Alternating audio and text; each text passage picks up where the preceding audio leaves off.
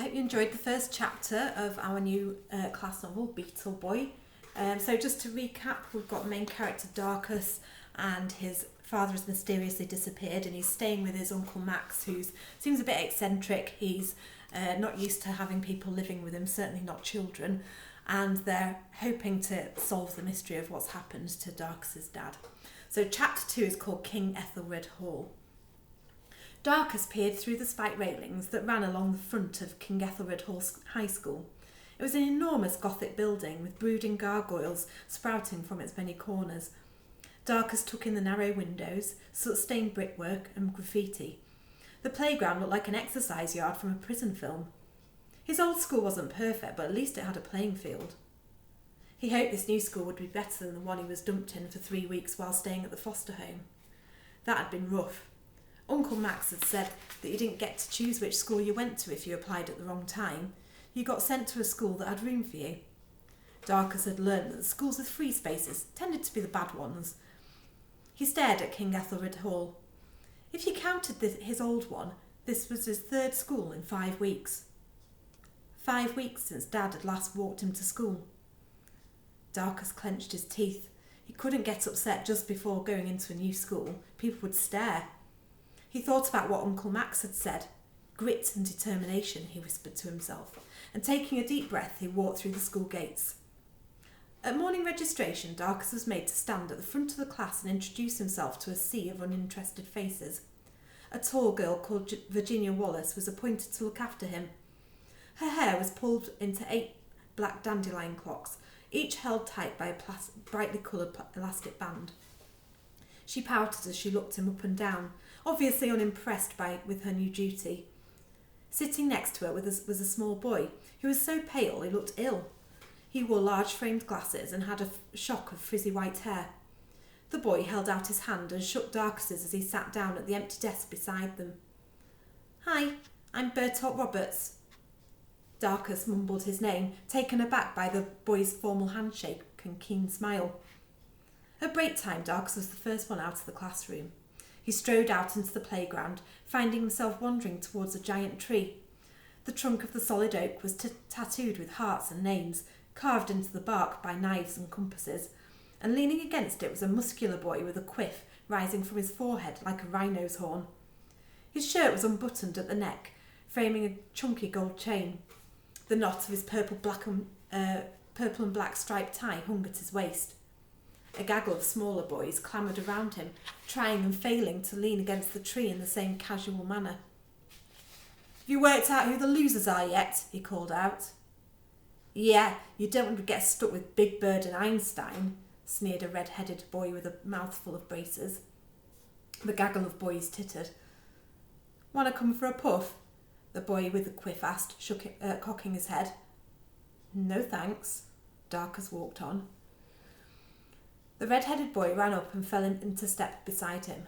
"All right, I'm Robbie." "All right, Robbie, I'm Darkus."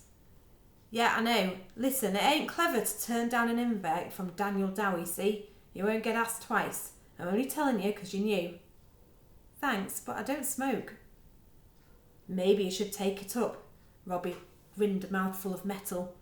"No thanks." Don't know why Daniel's interested in you anyways. It probably ain't true what they're saying," Robbie said, watching Darkus move away. "What's not true?" Darkus stopped. "About your dad." Every muscle in Darkus's body tensed. "That he's dead." Robbie leant forward, searching Darkus's face for a response. "Is he? Is he dead?" "He's not dead." "Then where is he?" I don't know," Darkus stammered. "Perhaps he got tired of being your dad," Robbie laughed nastily. "Nah, we reckon he's dead, probably murdered." Darkus clenched his fists. "Say that again and I'll thump you." "Ooh, I'm really scared." Robbie cowered away from Darkus and then laughed. "Darkus's dad's dead. Darkus's dad's dead." Darkus felt a surge of fire in his chest and he lurched forward, but before he could swing his fist at Robbie's face, 2 strong hands grabbed his upper arms, holding him back. "Easy, Tiger," Virginia said without loosening her grip. You're a loser, just like your friends, Robbie said to Darkus as he backed away from Virginia looking scared. You're all a bunch of losers. He ran back to the tree and the raucous chattering of the other boys. Are you okay? Virginia let go of Darkus's arms. Darkus glared at her. You should have let me hit him. He made me stop you. She nodded over to her shoulder to where Bertolt was standing, blinking at them. But you should thank him. He did you a favour. Bertolt shuffled forward to stand beside Virginia, smiling shyly. Robbie's a grass, Virginia explained. You'd have spent your first week outside the headmaster's office and that little rat would have laughed in your face every day. She should know, Bertolt piped up. She walloped him a couple of weeks back. Virginia grinned like a Cheshire cat and then, seeing something over Darkus's shoulder, Uh-oh, Robbie's talking to the clones. Come on, let's get out of here before he returns with backup.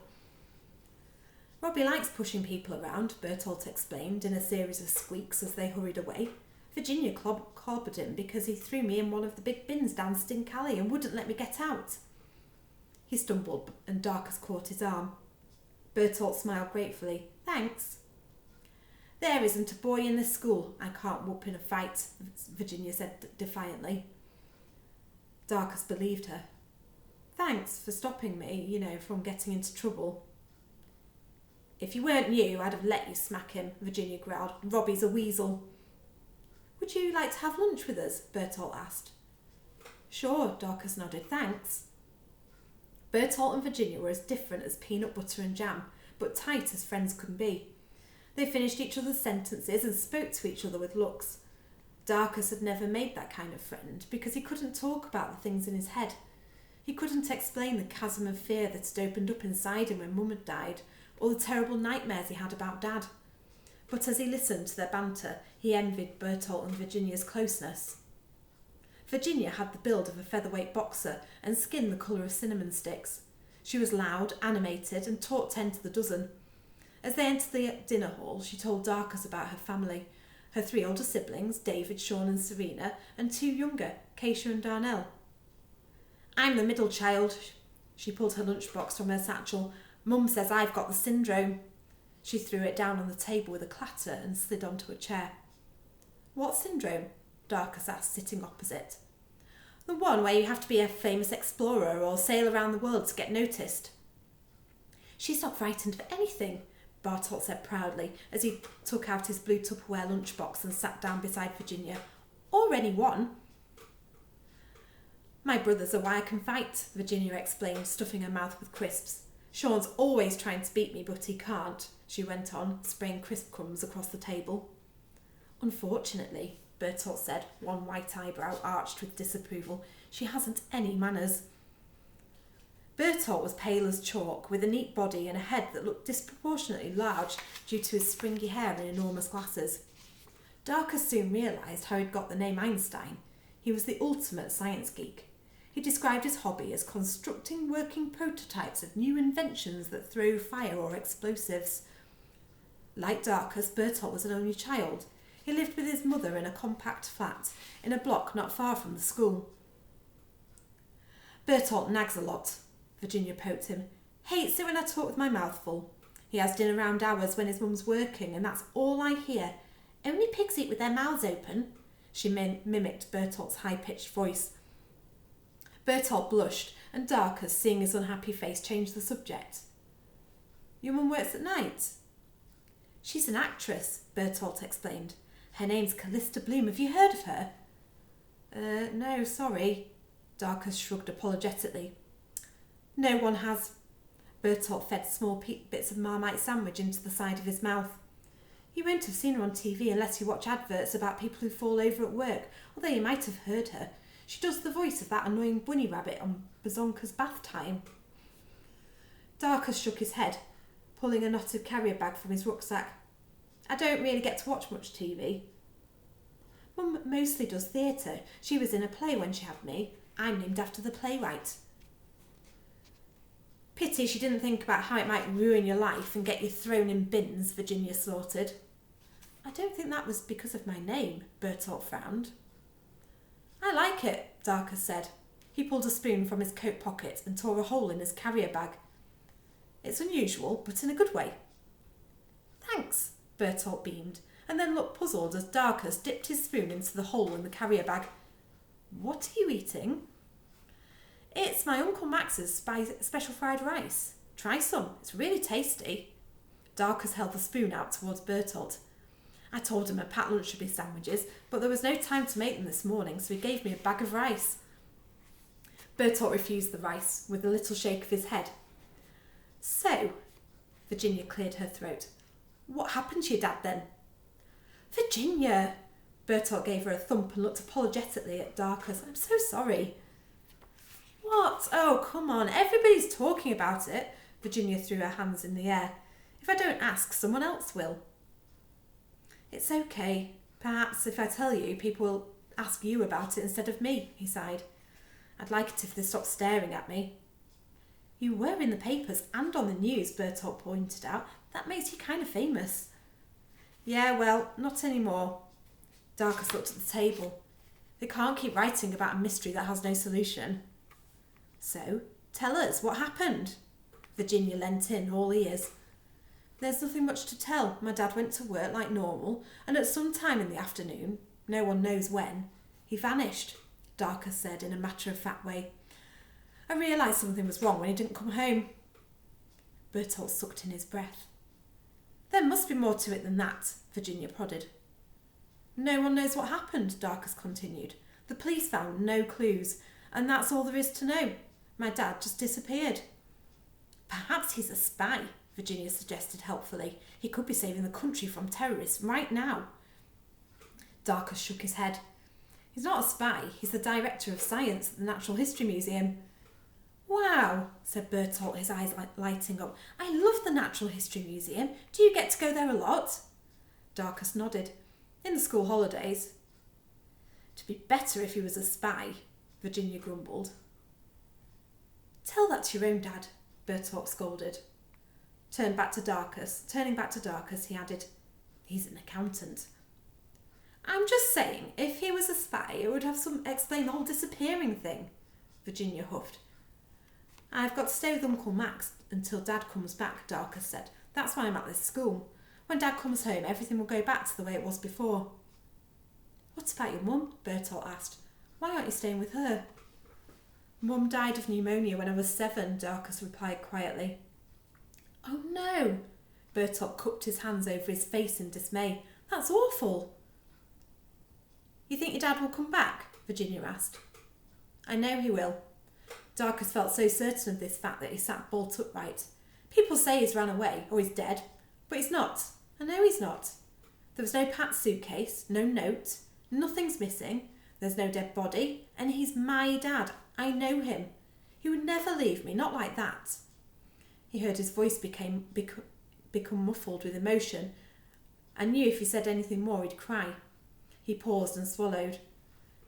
Wherever he is, he's worried sick about me. Of course he is, Bertolt agreed furiously, and I bet he's an excellent dad. But there's something else. Darkus looked at Virginia and lowered his voice. I know my dad is alive because Uncle Max isn't acting like he's dead. What do you mean? She whispered back. Uncle Max looks worried, like he's thinking about things, but he isn't sad at all. In fact, sometimes I think he's more angry than anything else. So, what do you think did happen? Virginia asked, leaning across the table, keeping her voice low. I think he's been kidnapped. Darkus checked both their faces to see if they believed him. Kidnapped? Bertolt gasped. Brilliant. Virginia's eyes grew wide. I mean, obviously not for you, but a real-life kidnapping. That's brilliant. The police don't believe me. They've added his name to a missing persons list and stopped looking. They say some people don't want to be found, but... He paused, thinking about whether or not he should tell them the rest. But what? Virginia pressed. Me and Uncle Max, we've started our own investigation. Darkus looked deadly serious, and we're going to find Dad ourselves. I'll help. Virginia sat up. We both will, won't we, Bertolt? She tugged at his sleeve. If you want us to, that is. Bertolt shot Virginia a disapproving look. This is fantastic, a real adventure. I've always wanted to be a detective. She jumped to her feet and pulled her homework notebook from her blazer pocket. We should interview you now and get your story of what happened on the day your dad disappeared, just in case you get amnesia and forget everything. Virginia might be good at fighting, Bertolt said to Darkus, but she's blunt as a spoon. He shook his head. It's that middle child syndrome. Ha ha, Virginia stuck her tongue out at Bertolt.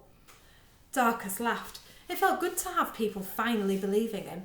He looked at Bertolt and Virginia quarrelling on the other side of the table and realised it had been a long time since he'd shared anything with children his own age. It couldn't hurt to let them help. The more people that were looking for his father, the better. Okay, Darkus said. You're in. Yes! Virginia punched the air. You won't regret it. But Bertolt stood up beside Virginia. We'll do our very best to find your dad. Looking from Bertolt to Virginia, an unfamiliar warmth blossomed in Darkus's chest, and he surrendered to the smile tugging at the edges of his mouth. Thanks, he said.